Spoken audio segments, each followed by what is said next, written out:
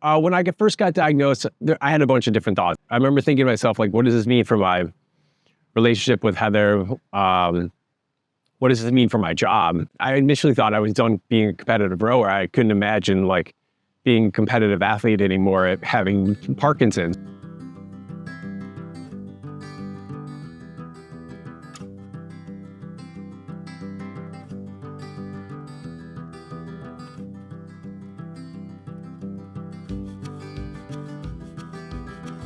When you're feeling good and like the boat is moving well, like you feel like you're like flying along the river, you know?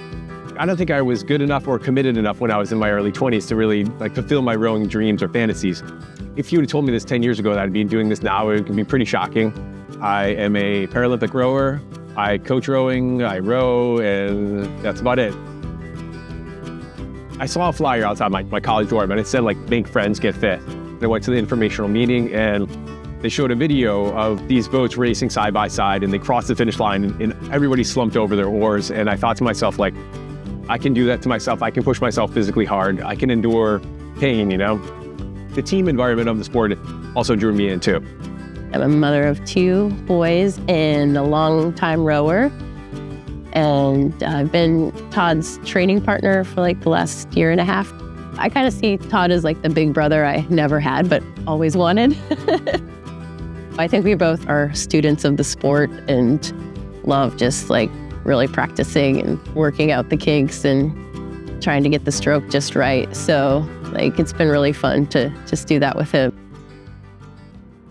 There was a couple things that led me to thinking there was something wrong. My like rowing stroke, which I'd spent years like sort of honing, didn't feel normal anymore. It didn't feel right. And I started to develop a small tremor in my left hand.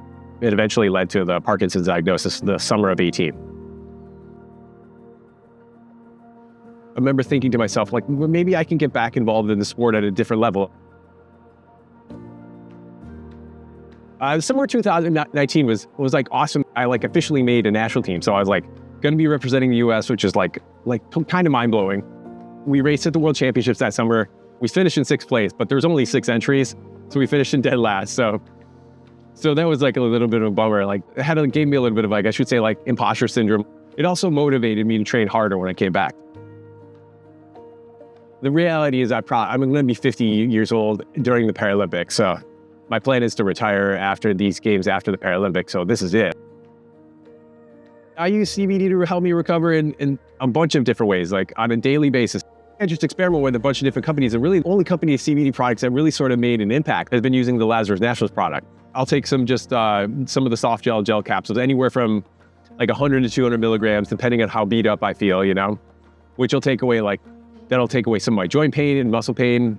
That actually helps with the tremor too. When it's getting closer to bedtime, I'll take some of the CBD melatonin capsules. Parkinson's does affect my sleep too. Like the tremor effect impacts it, and it impacts like how deeply I sleep. The sleep capsules help me sleep. They help me fall asleep. They help me stay asleep. One good thing that Parkinson's does, it makes you sort of live in the moment a little bit. It gives you the sense of like to try to appreciate the present moment a little more.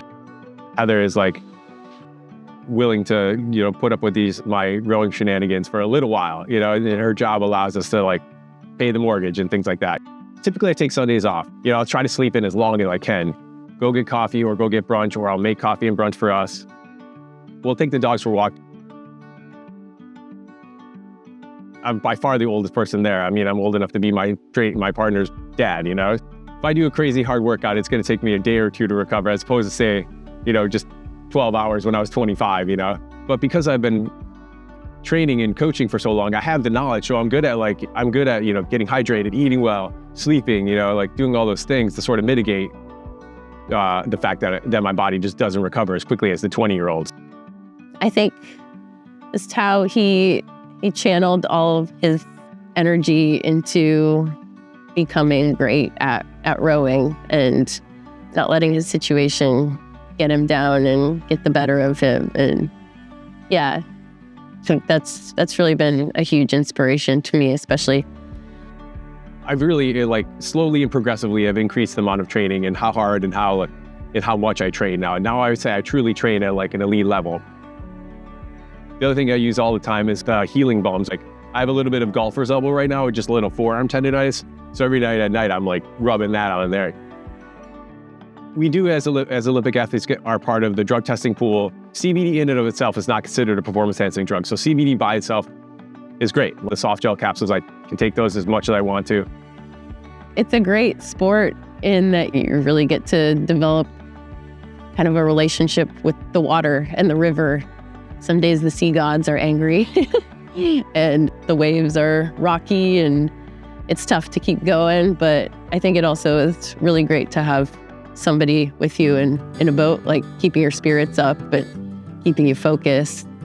And then on the days where it is perfect, you really like get to just take that all in and enjoy it because you've been through those really tough times too. You really have to develop a relationship with your body and treat it right in order to achieve your goals. It's just awesome to see him succeed and make the team. It's really special because I think what he's doing is really incredible. As much as I want to win a medal, I just want to feel like we race to our maximum potential, so to speak.